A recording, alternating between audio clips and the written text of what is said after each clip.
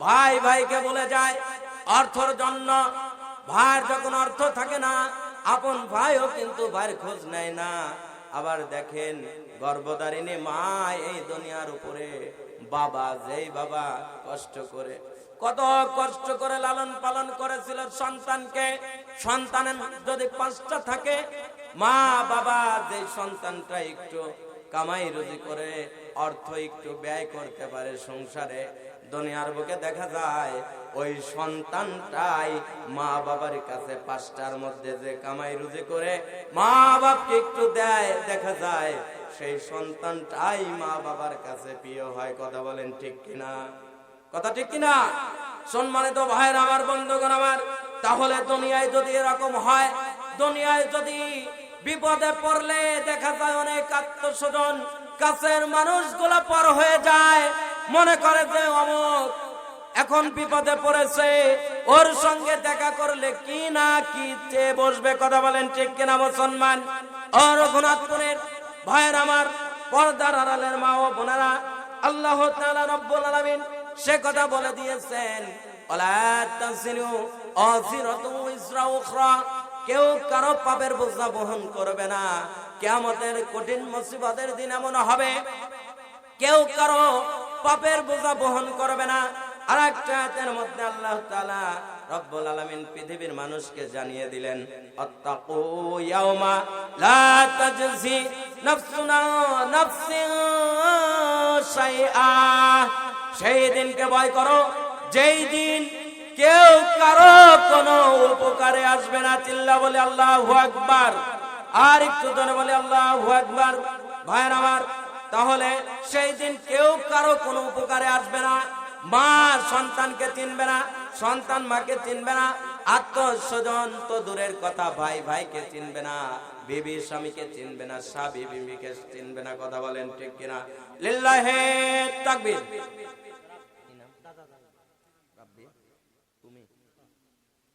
লিল্লাহি তাকবীর। গোলাম রাব্বি বলে জিন্দাবাদ। আব্দুর রশিদ অর্থাৎ শেখ কর্মকারের সন্তান গোলাম রাব্বি 500 টাকা বলে মারহাবা। আল্লাহুম্মা আমিন। রব্বানা যালামনা আনফুসানা ইল্লাম তাগফির লানা ওয়া তারহামনা লানাকুনান্না মিনাল খাসিরিন। রব্বুল আলামিন, আপনার বান্দা গোলাম রাব্বি আমার ছোট ভাই আব্দুর রশিদ শেখ কর্মকার চাচার সন্তান, আল্লাহ 500 টাকা আপনার মাদ্রাসা প্রতিষ্ঠানে দান করলো। আল্লাহ আপনার দানকে কবুল আর মঞ্জুর করলেন। আল্লাহ দাদা দাদির জিন্দেগির গুনাহ খাতা মাফ করে দেন। আল্লাহ আব্দুর রশিদ চাচার বাবা এবং মার জিন্দেগির গুনাহ খাতা মাফ করে দেন। বড় বেটা রাসেল শেখ বিদেশের বাড়িতে আছে, আল্লাহ হায়াতে তয়্যিবা দান করুন। যেই উদ্দেশ্য করে বিদেশের মাটিতে গিয়েছে, আল্লাহ অতি দ্রুত উদ্দেশ্য হাসিল করে মার সন্তান মার কাছে আপনি ফিরিয়ে দিন। আল্লাহুম্মা আমিন। সম্মানিত ভাইরা আমার, বন্ধুগণ আমার, আল্লাহ তাআলা রব্বুল আলামিন আয়াতের মধ্যে বললেন, আত্তাকু ইয়াউমা লা তাজজি নাফসুন আন নাফসিন শাইআ, সেই দিনকে ভয় করো যেই দিন কেউ কারো কোনো উপকারে আসবে না, কেউ কারো চিনবে না। সম্মানিত ভাইয়ের আমার, বন্ধুগণ আমার, আল্লাহ তাআলা রব্বুল আলামিন কত সুন্দরভাবে কোরআনুল কারীমের মধ্যে জানিয়ে দিলেন। বেটি ফাতেমাকে রাসূল সাল্লাল্লাহু আলাইহি সাল্লাম জানিয়ে দিলেন, ইয়া ফাতিমাতি আনকিযি নাফসিকি মিনান নার ফাইন্নী লা উগনি আনকি মিনাল্লাহি শাইআ। আল্লাহু আকবার। রাসূল সাল্লাল্লাহু আলাইহি সাল্লাম বললেন, ও বেটি ফাতেমা, তুমি তোমার জাহান্নামের আগুন থেকে বাঁচার ব্যবস্থা তুমি নিজে করো, আমি মুহাম্মদুর রাসূলুল্লাহ সাল্লাল্লাহু আলাইহি ওয়াসাল্লাম তোমাকে বাঁচাইতে পারবো না। চিল্লা বলে সুবহানাল্লাহ। সম্মানিত ভাইরা আমার, রাসূল সাল্লাল্লাহু আলাইহি সাল্লাম কি জন্য এই হাদিসটি বললেন? দেখেন, আল্লাহ তাআলা রব্বুল আলামিন এমন কোন কথা নাই যে রাসূলকে জানান নাই, পৃথিবীর মানুষকে জানিয়ে দেন নাই। সমস্ত কথা আল্লাহ তাআলার কথা হচ্ছে কোরআনুল কারীম। মানুষ কিভাবে চলবে, কিভাবে আমল করবে, কোনটা করবে কোনটা করবেন না, সমস্ত কিছু জানিয়ে দিয়েছেন, সেইটার নাম হচ্ছে কোরআনুল কারীম। কথা বলেন ঠিক কিনা? আল্লাহ রাসূল সাল্লাল্লাহু আলাইহি সাল্লাম বিবি ফাতেমাকে জানিয়ে দিলেন যে তুমি তোমার জাহান্নামের আগুন থেকে বাঁচার ব্যবস্থা তুমি নিজে করো, আমি রাসূল তোমাকে বাঁচাইতে পারবো না। কি জন্য এই কথা বললেন? আল্লাহর রাসূল সাল্লাল্লাহু আলাইহি ওয়াসাল্লামকে আল্লাহ পূর্বে জানিয়ে দিয়েছেন কোরআনুল কারীমের মধ্যে, ইকরা কিতাবাকা কাফা বিনাফসিকাল ইয়াউমা আলাইকা হাসিবা। আল্লাহ রাব্বুল আলামিন জানিয়ে দিলেন যে ইকরা কিতাবাকা কাফা বিনাফসিকাল ইয়াউমা আলাইকা হাসিবা, আপন কর্মের রেকর্ড পড়ো, আজ যার যার আমল তার তার আল্লাহর দরবারে নিয়ে যেতে হবে। মানে যার যার আমল নামা সেই সেই আল্লাহ তাআলার দরবারে নিজস্ব আমল, যার যার যা আমল সেই আমলগুলো নিয়ে আল্লাহ তাআলার দরবারে গিয়ে হাজির হবে। সম্মানিত ভাইরা আমার, তাহলে কারো কোনো সাক্ষী দেওয়ার কোনো প্রয়োজন হবে না। যার যার আমল নামা সেই সেই নিজে নিজে নিয়ে গিয়ে আল্লাহর রব্বুল আলামিনের কাছে দাঁড় হয়ে যাবে যে আল্লাহ, আমি রাতের অন্ধকারে এই আমল করেছিলাম, দিনের আলোতে আমি এই আমল করেছিলাম। কোন রকম কোন ফাঁকি দেওয়ার সুযোগ হবে না। এজন্য মুহাম্মদুর রাসূলুল্লাহ সাল্লাল্লাহু আলাইহি সাল্লাম বিবি ফাতেমাকে বলল, তুমি তোমার জাহান্নামের আগুন থেকে বাঁচার ব্যবস্থা তুমি করো। সুবহানাল্লাহ, আলহামদুলিল্লাহ। সম্মানিত ভাইরা আমার, তাহলে নবী যদি বিবি ফাতেমাকে এই কথা বলে থাকে, তাহলে কি কোন রকম কোন ফাঁকি দেওয়ার সুযোগ আছে? যার যার আমল তার তার করতে হবে। আল্লাহ রাব্বুল আলামিন কোরআনুল কারীমের মধ্যে স্পষ্ট ভাষায় জানিয়ে দিয়েছেন পৃথিবীর মানুষকে, কিরামান কাতিবিন ইয়ালামুনা মা তাফআলুন। কিরামান কাতিবিন, দুই ফেরেশতা আল্লাহ তাআলা দিয়েছেন।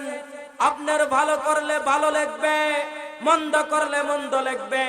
আপনি দান সদকা করবেন, আমল করবেন, কিরামান কাতিবিন ডান ফেরেশতা লিখবে, আর মন্দ করলে বাম ফেরেশতা লিখবে। কথা বলেন ঠিক কিনা? মানে যাই গুনাহ করেন বাম ফেরেশতা, বাম কাদের ফেরেশতা লিখবে।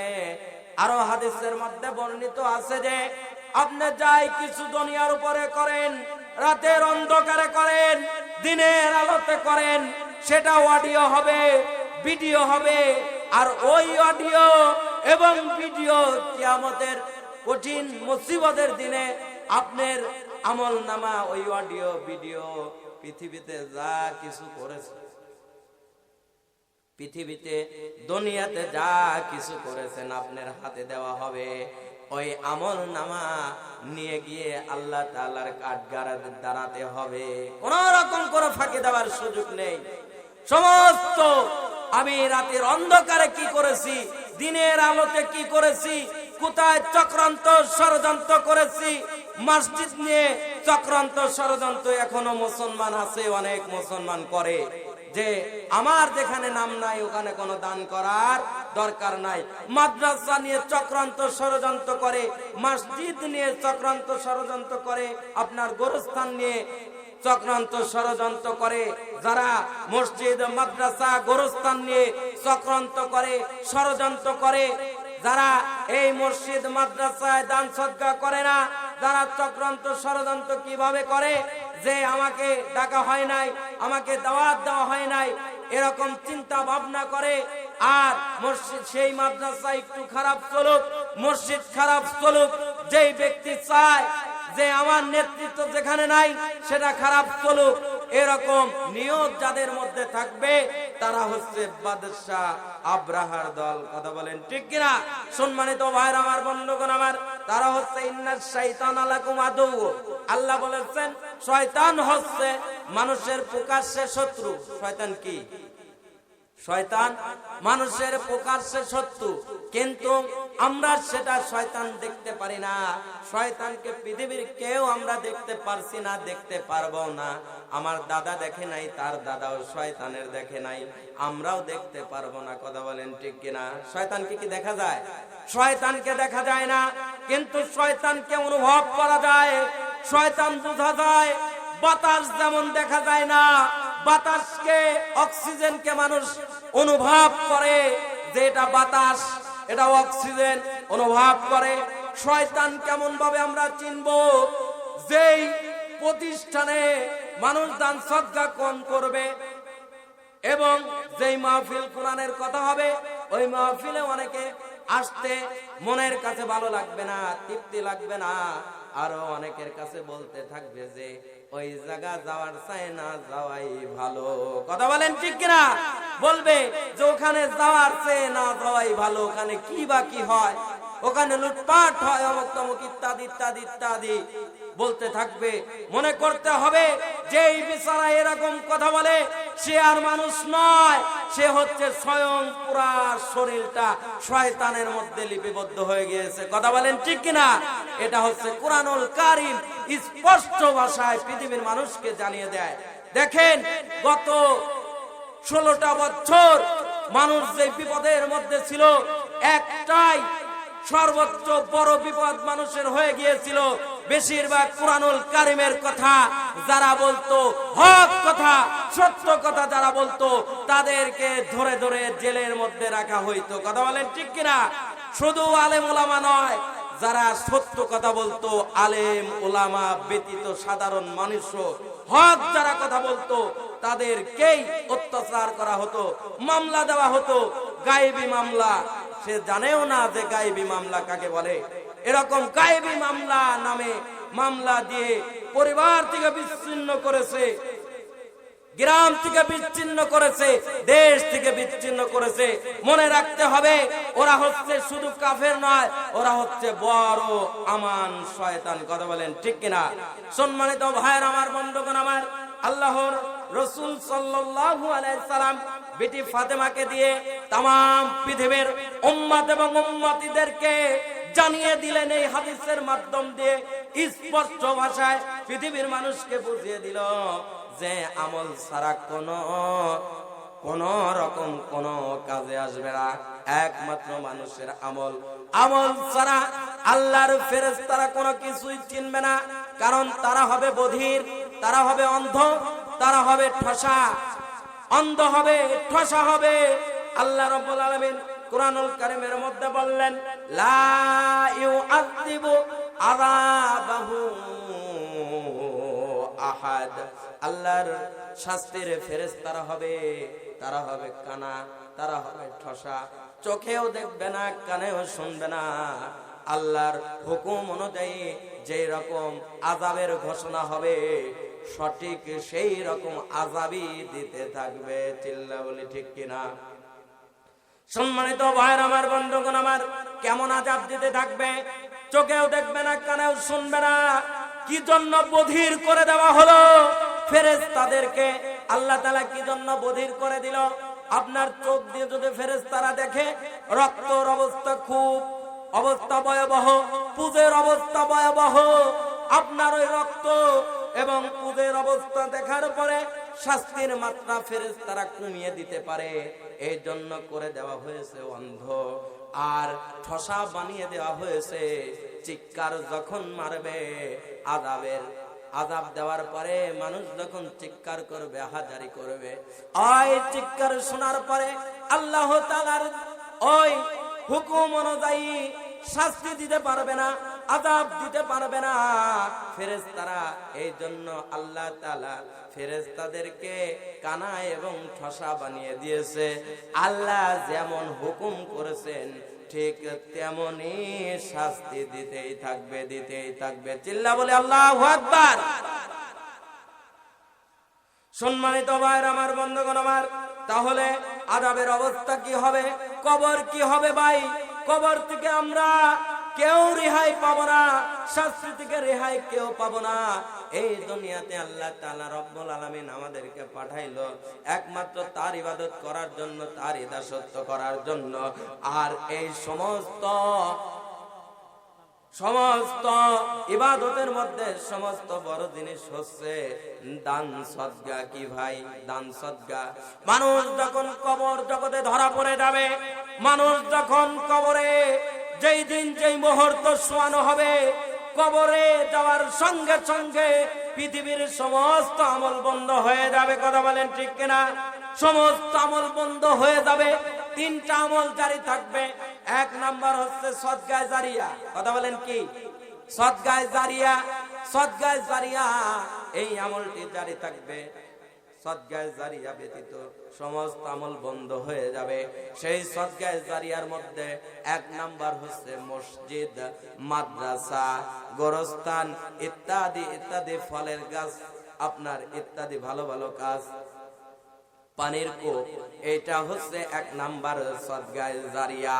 দ্বিতীয় নাম্বার হচ্ছে আপনার নিজে যে শিক্ষা গ্রহণ করেছেন এবং অন্যকে শিক্ষা দিয়েছেন, অন্যকে শিক্ষা দেওয়ার খাতিরে যেই শিক্ষাটা যতদিন পর্যন্ত চালু থাকবে, সেই শিক্ষা আপনার ওই চালু থাকা শিক্ষাটা আপনার কিয়ামত পর্যন্ত আপনি কবরে শুয়ে শুয়ে আপনি শান্তিতে থাকতে পারবেন। দুই নাম্বার।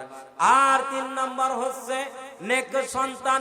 নেক সন্তান যখন পিতামাতার জন্য দোয়া করবে, রব্বিরহামহুমা কামা রাব্বায়ানি সগীরা, আকুল রব্বিরহামহুমা কামা রাব্বায়ানি সগীরা। ভাইর আমার, এই তিনটা আমল ব্যতীত সমস্ত আমল কবরে ধরার সঙ্গে সঙ্গে, ধরা পড়ার সঙ্গে সঙ্গে সমস্ত আমল বন্ধ হয়ে যাবে। তাহলে এক নাম্বার আমল হচ্ছে সদকায়ে জারিয়া। আর সদকায়ে জারিয়ার শ্রেষ্ঠ আমল হচ্ছে আপনার মাদ্রাসা। কারণ মসজিদের চেয়ে মাদ্রাসার গুরুত্ব বেশি কি কম? কথা বলেন কোনটা? মাদ্রাসা মসজিদের চেয়ে গুরুত্ব বেশি। কিভাবে? সম্মানিত ভাইয়ের আমার, পর্দার আড়ালের মা ও বোনেরা, যে যেখানে আছেন আশা রাখি কথাগুলো শুনছেন। মসজিদের চেয়ে মাদ্রাসার গুরুত্ব বেশি। জনাবে মুহাম্মদুর রাসূলুল্লাহ সাল্লাল্লাহু আলাইহি সাল্লাম যেই নবীকে সৃষ্টি না করলে ওই আসমান জমিন গ্রহ নক্ষত্র কোন কিছুই সৃষ্টি করা হতো না।